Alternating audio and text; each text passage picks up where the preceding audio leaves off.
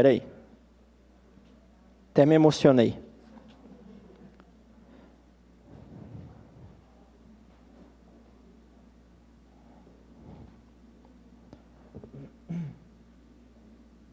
Não, 1 Samuel 2, do 12 em diante. Por isso que eu estava com 12 na cabeça. Me desculpe. Mas eu li antes de pregar, tá? Eu li. Vamos orar rapidinho nesse momento. E daí nós vamos olhar esse texto e trazer algumas lições para nós de uma forma bem direta, eu espero. Vamos orar. Senhor Deus, nós estamos aqui diante da Tua Palavra, queremos ler ela nesse momento, mais uma vez, sim, mas para a pregação agora. Pedimos a Tua ajuda para entender e para praticar, Senhor. Que venha ao nosso encontro, venha ao encontro do nosso coração essa mensagem aqui, que todo mundo aqui consiga entender, Senhor, e aplicar nas suas vidas essa mensagem, em nome de Jesus. Amém. Vamos ler esse texto, então. E o título da mensagem é: mesmo com tudo falhando, Deus ainda está operando. Mesmo com tudo falhando, Deus ainda está operando.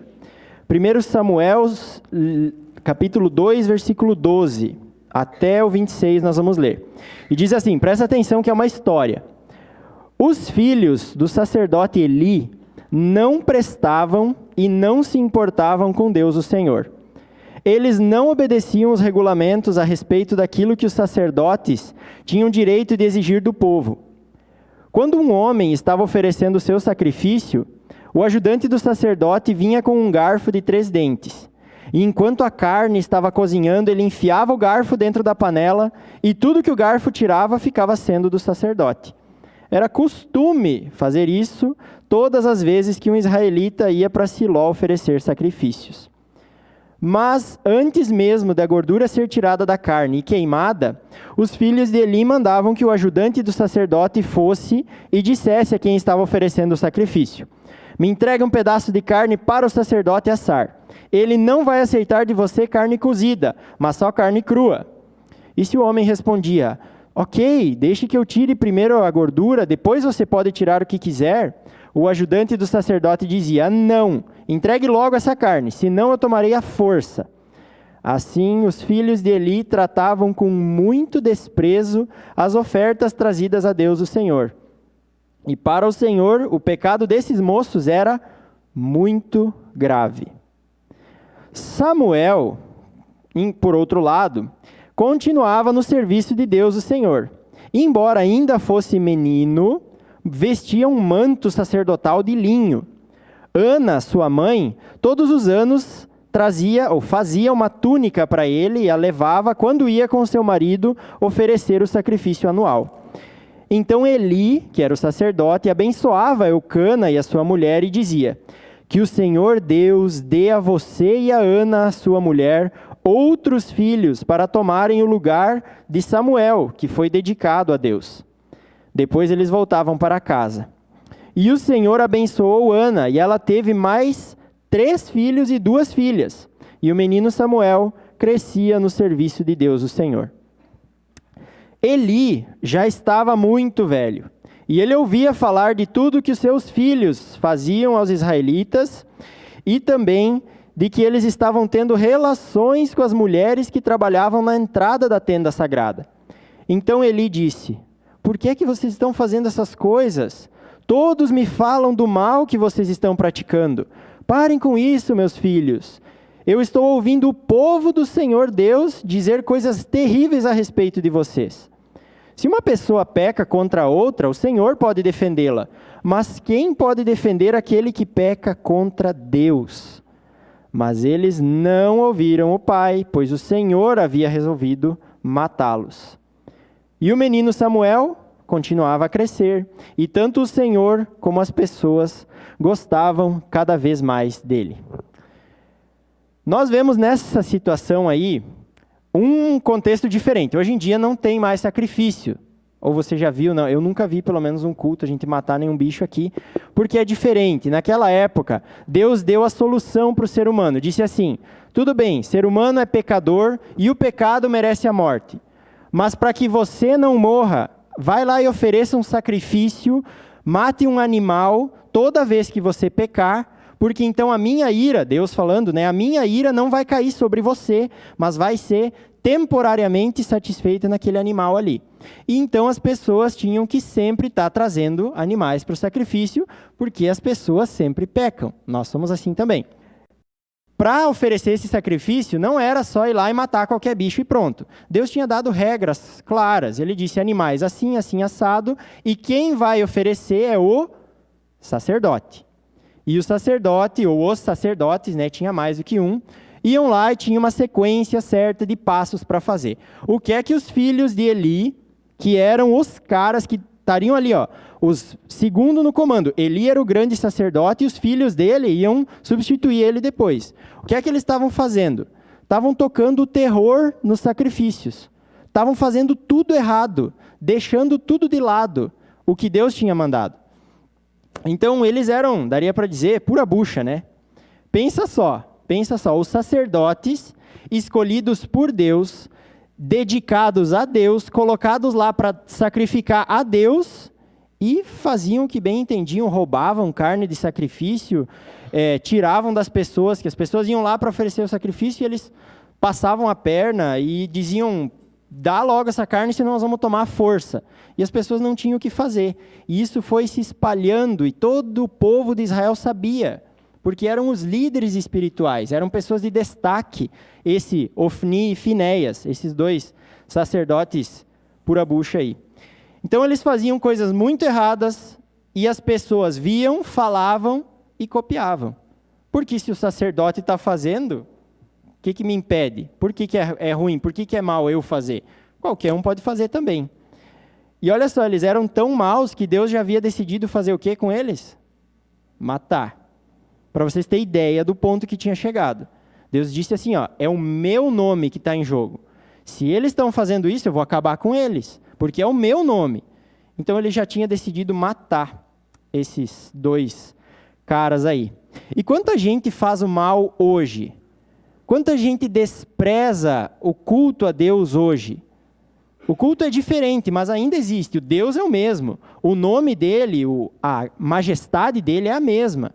E quanta gente faz o mal e, vamos assim dizer, mancha, suja o nome de Deus ainda hoje. É pastor, ladrão, criminoso, daí para baixo. Quantas histórias a gente ouve, quantas notícias. É filho que não obedece os pais, não obedece a Deus. É pai que não ama os filhos. São famílias se destruindo entre si por causa de qualquer coisa que não vale a pena, que não vale isso.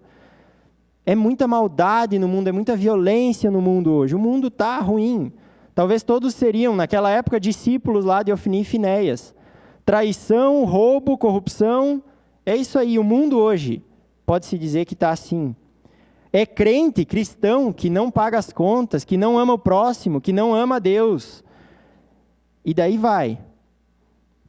Hoje existe isso ainda. Olhando para essas pessoas, olhando para essa maldade, para essas coisas ruins, olhando lá para Ofni e Finéias, parece que todo mundo está fazendo sabe o quê?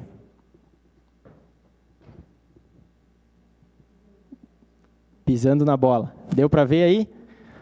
Não sei se todo mundo vai conseguir ver, mas só para ter noção aí, ó, tá pisando na bola. Então, o primeiro ponto dessa mensagem que eu quero trazer, eu vou deixando as coisas aqui para você lembrar. Não vou pisar aqui em cima, tá?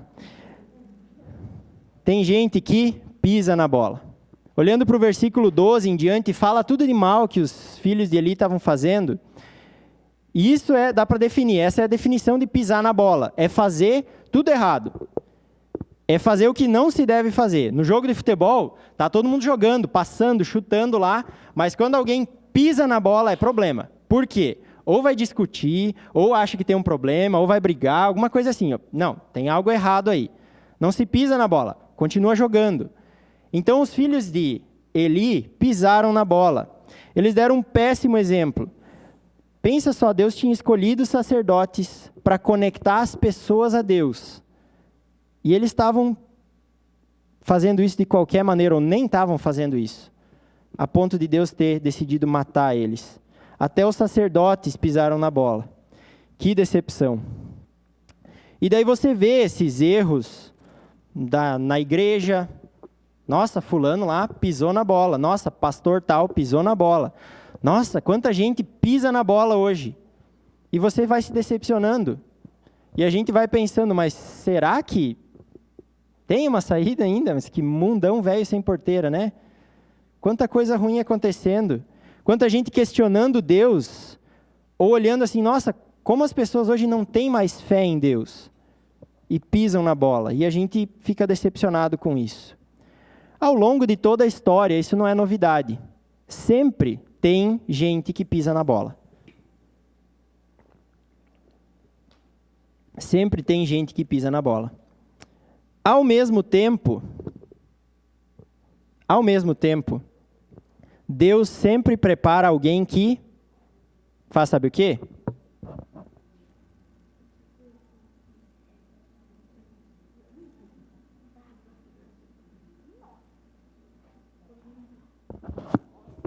Deus sempre prepara alguém que veste a camisa.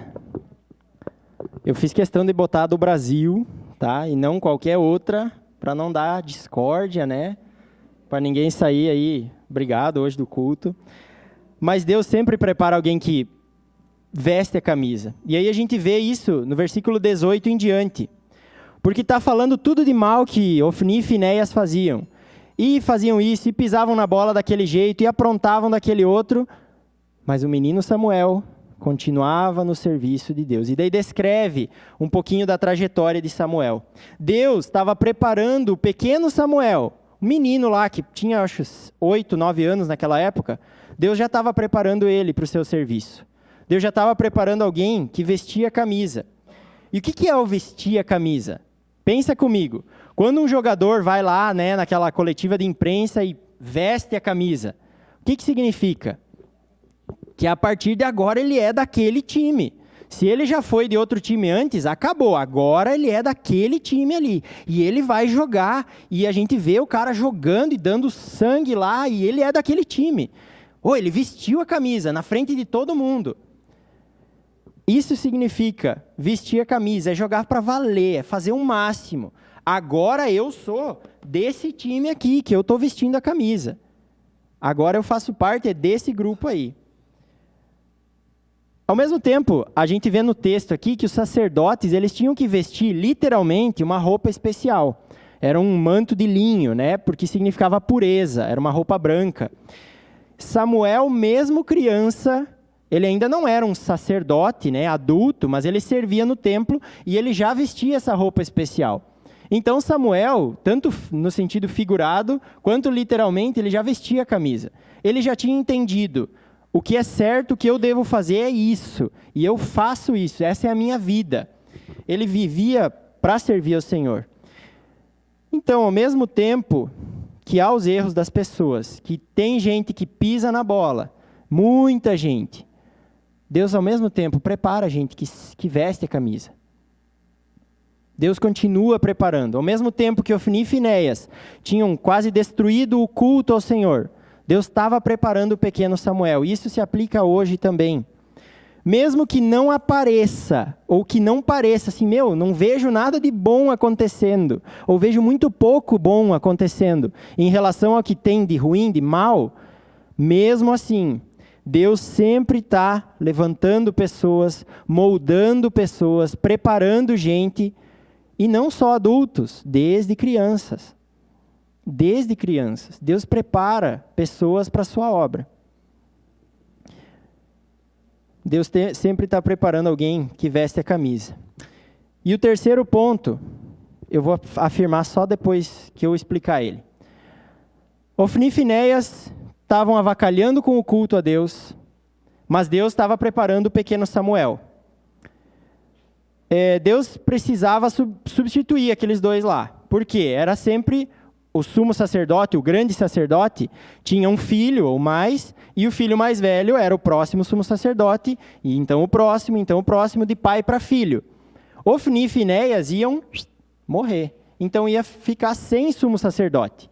O que Deus preparou? Um substituto, alguém de fora, que viria para acabar com essa história ali de Ofni e Finéias. Os sacerdotes lá do Antigo Testamento, eles estavam jogando mal, porque eles eram imperfeitos. Isso eu quero trazer já para nós hoje um pouquinho. Os sacerdotes lá no Antigo Testamento eram pessoas, eram seres humanos como nós. Então eles erravam, eles falhavam. O sumo sacerdote tinha pecados também. Por isso Deus viu que aqueles sacrifícios lá não iam resolver a situação. Aquele culto, aquele contexto do Antigo Testamento não ia resolver o problema do ser humano. Deus precisou arranjar, ou ele já tinha arranjado, mas ele precisou nos dar um substituto. Alguém que fosse acabar com essa história de sacrifícios e de sumo sacerdote pecador e de gente que erra, mas um substituto perfeito.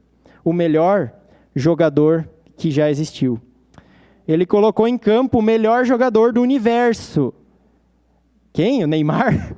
Ah, sacanagem, né, Davi? Não é, infelizmente não é o Neymar e não é o Messi, porque eles também erram.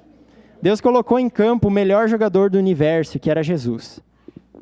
Eu quero que você abra sua Bíblia em Hebreus. Hebreus 7 fala de Jesus como o nosso perfeito grande sacerdote, ou sumo sacerdote. Hebreus 7, 23. Diz o seguinte, presta atenção. Há ainda uma outra diferença. Os outros sacerdotes de antes, os que sempre fizeram seu trabalho, eles foram muitos porque morriam e não podiam continuar o seu trabalho. Mas Jesus vive para sempre, o seu sacerdócio não passa para ninguém. Por isso ele pode, hoje e sempre, salvar as pessoas que vão a Deus por meio dele. Porque Jesus vive para sempre, a fim de pedir a Deus em favor delas. Por isso Jesus é o grande sacerdote que nós necessitamos. Ele é perfeito, não tem nenhum pecado ou falha. Ele foi separado dos pecadores e elevado acima dos céus. Ele não é como os outros grandes sacerdotes. Ele não precisa oferecer sacrifícios todos os dias, primeiro pelos seus próprios pecados e depois pelos pecados do povo. Não, ele ofereceu um sacrifício, uma vez por todas, quando se ofereceu a si mesmo. Quando Deus viu que não ia dar jogo com quem estava em campo, ele disse, chega, eu vou botar o meu melhor em campo. O melhor que já existiu e o melhor que vai existir. E ele mandou Jesus. Para acabar com essa história de sumo sacerdote, de problema, de culto errado, ele disse, vai lá Jesus, mostra lá para eles qual é o caminho, qual é o jeito certo, o que é que eu realmente desejo. Então Jesus, com certeza, não pisou na bola. Em nenhum momento. Disso nós podemos estar tranquilos. Ele não pisou a bola. E ele também não só vestiu a camisa, mas ele foi o melhor jogador de todos. Melhor que já existiu, o melhor ser humano. O ser humano perfeito. O homem perfeito foi Cristo. Hoje ainda existe muita maldade, as pessoas ainda falham, os pastores, os sacerdotes ainda falham, ainda erram, nós erramos. A igreja como um todo falha, e isso pode nos decepcionar. Porque a gente pensa, ainda? E quanta maldade, cada vez pior. Mas o que nós precisamos lembrar é que Deus ainda se preocupa. Da mesma forma que talvez alguém lá da época de Ofni e Finéias, que realmente acreditava em Deus e queria adorar o Senhor, ia lá oferecer o seu sacrifício com toda a dedicação, e chegava lá, estavam os dois sacerdotes, dá essa carne aqui, eu vou assar e vou fazer o que eu quiser. Essas pessoas pensavam, Senhor, o que está virando isso aqui? O que nós podemos fazer? Naquele tempo, Deus estava atento, Deus não tinha esquecido do seu povo, e hoje é da mesma forma. Mesmo diante de toda a maldade, de toda a injustiça, de tudo de ruim que existe, o Senhor não esqueceu do seu povo, o Senhor não esquece de nós. Ele continua nos cuidando. Deus ainda dá a solução, ou Ele já deu a solução. Ele já colocou o seu melhor em campo. Jesus é a solução para isso tudo. Tá, muito bem, então por que tudo não se soluciona? Jesus já veio, a gente já sabe, Ele é o melhor, Ele pode resolver. E por que tudo não se resolve? Porque a Bíblia é clara em dizer, nós precisamos crer no Senhor Jesus.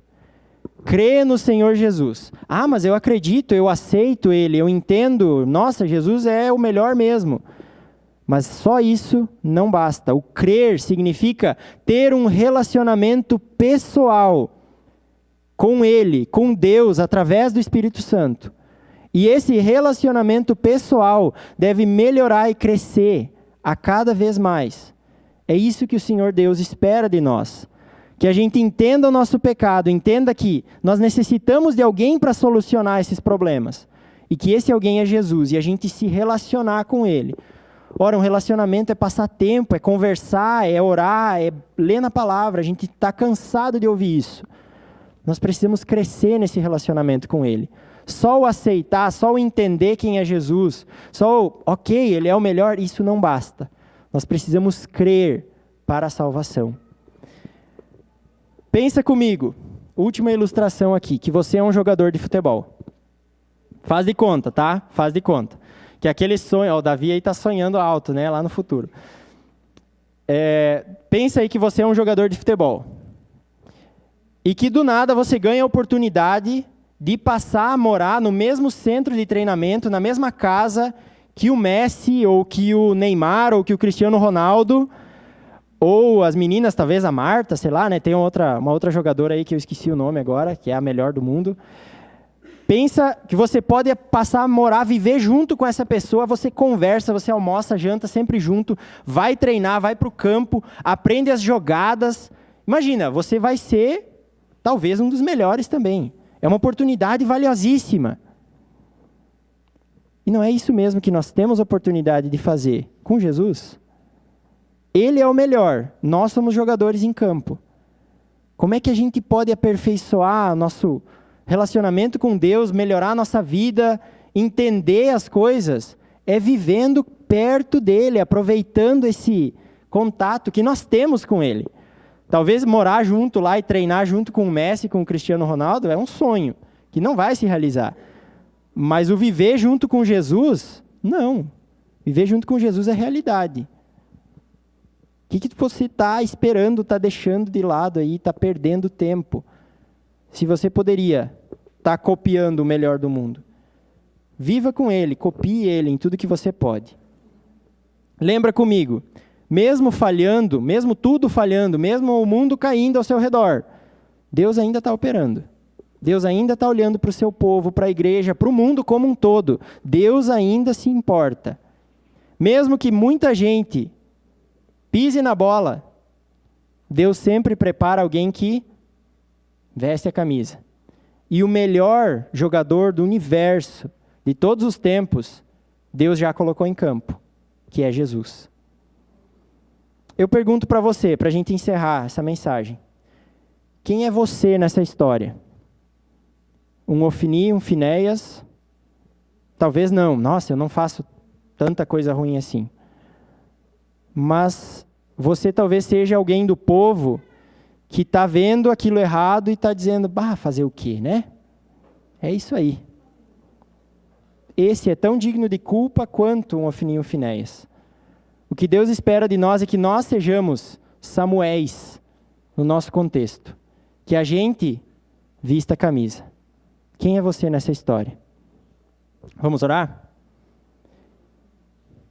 Senhor, obrigado, porque nós já vimos o melhor do mundo em campo. Nós já temos toda a sua trajetória registrada na Bíblia. O Senhor Jesus veio aqui para o mundo, habitou entre nós e mostrou tudo o que nós precisávamos saber, ensinou tudo o que nós precisávamos aprender para te agradar, Senhor. Para ser uma partícula de mudança nesse mundo tão mal, Senhor. O que eu peço é a tua ajuda, Pai, para que a gente não desvie o nosso foco, que a gente não ache que é isso aí mesmo e pronto, mas que a gente lembre que o Senhor espera que nós vistamos a camisa. O Senhor espera de nós compromisso. Nos ajuda com isso, Pai. Nos ajuda a vencer aquilo que nos arrasta para trás, aquilo que nos atrasa, Senhor, aquilo que desvia o nosso foco. E que a gente possa ter uma vida que te agrade, Senhor. Uma vida inteira dedicada a Ti, como Samuel foi, como Jesus foi. Essa é a minha oração e esse é o meu agradecimento, porque Tu não deixa de olhar para a Tua igreja, para o Teu povo e para o mundo como um todo. Muito obrigado, Senhor, pelo Teu cuidado e amor, em nome de Jesus. Amém. Amém. Que Deus abençoe. a cada um de nós. Pastor? Algum aviso? Tem mais uma música? Não sei. Não? Então, que Deus conceda a sua graça a cada um. As crianças têm uma apresentação, mas que Deus conceda a sua graça a cada um de vocês.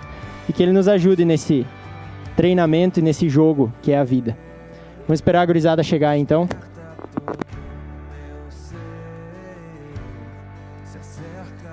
Nesse sentido, então,